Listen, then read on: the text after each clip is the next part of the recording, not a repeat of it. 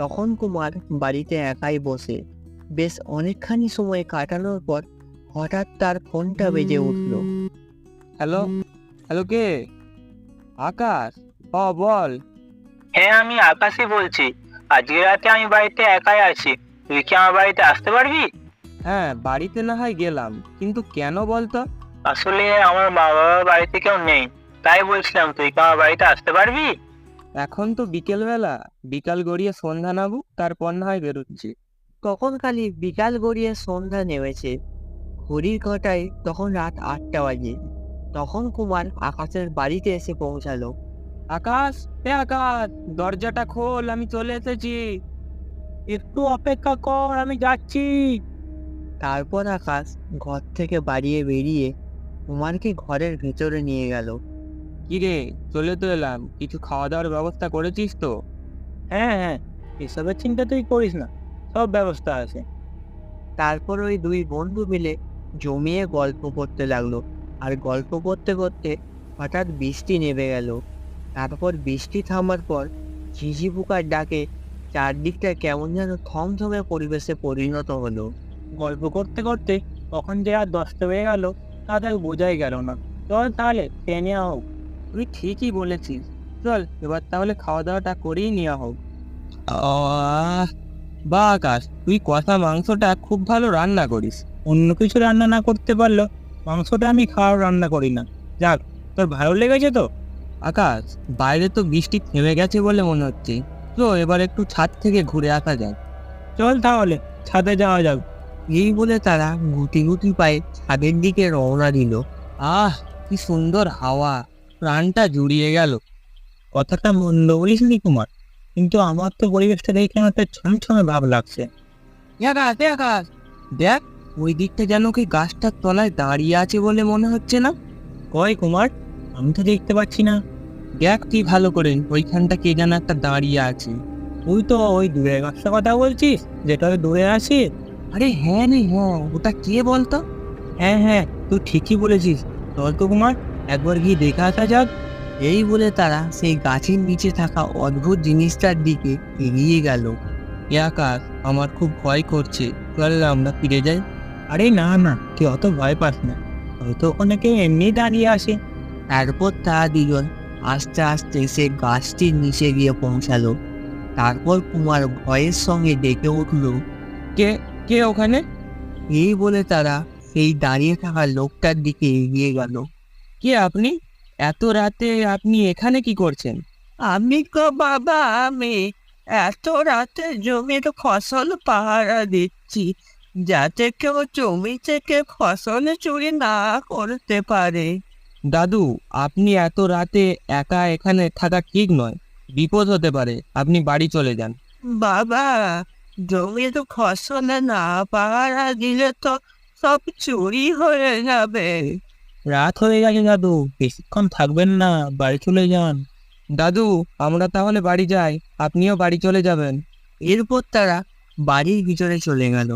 আকাশ, অনেক তো রাত হলো, চল এবার তাহলে আমরা ঘুমিয়ে পড়ি। এরপর তারা ঘুমিয়ে পড়ল। তার অনেকটা সময় কেটে যাওয়ার পর ঘড়ির কাঁটায় তখন রাত 12টা বাজে। ঠিক তার বাইরের দরজার সামনে ঠক ঠক ঠক ঠক শব্দে তাদের ঘুমটা ভেঙে গেল। আকাশ, দেখ দেখ, কে যেন দরজা টোকা দিচ্ছে। হ্যাঁ, সত্যিই তো, এত রাতে কেই বা আসতে পারে। যত একবার দেখি। তারপর আকাশ আর কুমার মিলে বাড়ির বাইরে গিয়ে দাঁড়ালো। তখন তারা দেখতে পেল। দাদু, আপনি এত রাতে এখানে কি করছেন? বাবা, আমি খুব বিপদে পড়ে তোমাদের কাছে এসেছি, আমাকে একটু সাহায্য করবে তোমরা? হ্যাঁ দাদু, আমরা নিশ্চয়ই সাহায্য করবো। বলো, তুমি কি বিপদে পড়েছো? আসলে জমি পাহারা দিতে গিয়ে যে কখন আমার লাইটটা হারিয়ে ফেলেছি আমি ঠিক খেয়াল করতে পারিনি।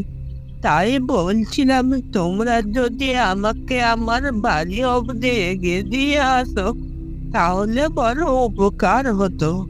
হ্যাঁ দাদু, চলো চলো, আমরা এগিয়ে দিয়ে আসছি।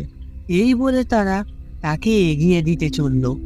হঠাৎ দাদু আরো জোরে হাঁটা শুরু করলো। দাদু, তুমি এত জোরে জোরে হাঁটছো কেন? উত্তরে দাদু কিছুই বলল না। সে তার নিজের মতোই জোরে জোরে হাঁটতে লাগলো। আকাশ, ব্যাপারটা আমার ঠিক ছবিতে ঠুকছে না। হঠাৎ তাদের পেছনে একটা ধূপ করে শব্দ হলো। তারা পেছন দিকে তাকিয়ে দেখলো কেউই নেই। তারপর তারা সামনের দিকে হাঁটা শুরু করবে, ঠিক তখনই সামনে দেখতে পেলো তাদের সামনে আর কেউ নেই। সেই বুড়ো মানুষটা তাদের চোখের সামনে থেকে নিমেষের মধ্যে উধাও হয়ে গেছে। তা দেখে তাদের মুখ যেন ধরাস করে উঠলো। আকাশ, দাদু কোথায় গেল? এখানে তো নেই দাদু।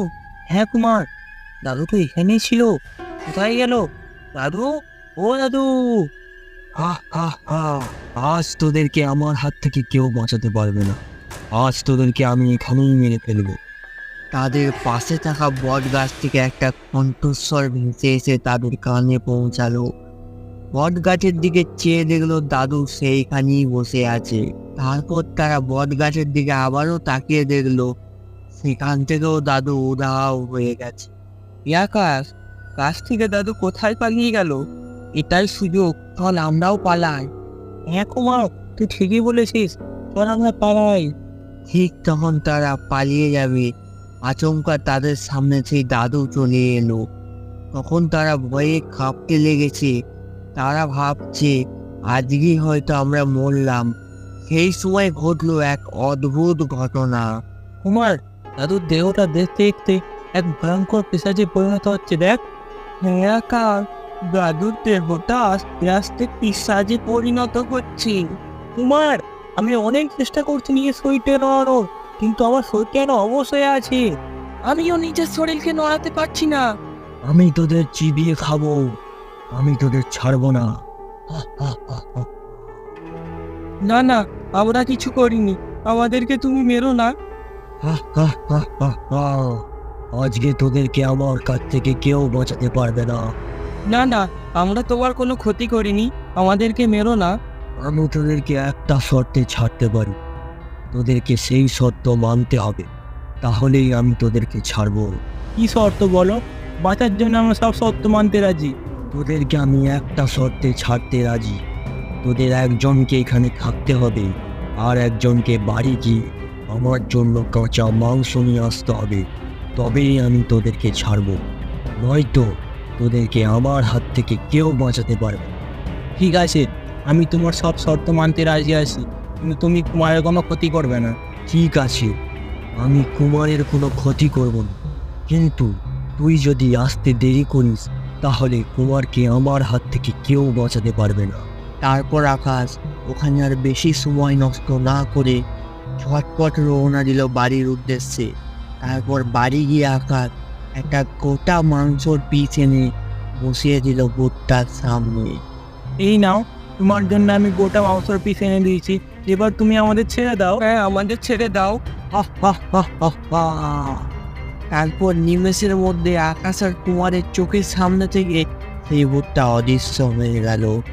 তার সঙ্গে অদৃশ্য হয়ে গেল সেই মাংসের পিসটাও। তো বন্ধুরা, প্রথমেই তোমার থেকে সরি চেয়ে নিচ্ছি, কারণ ভিডিও আসতে অনেক লেট হয়ে গেল।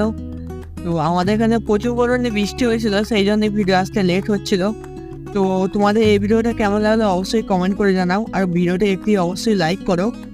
আর চ্যানেলটিকে সাবস্ক্রাইব করে দাও। আর দেখা হচ্ছে নতুন কোনো ভিডিওতে, ততদিনের জন্য টাটা।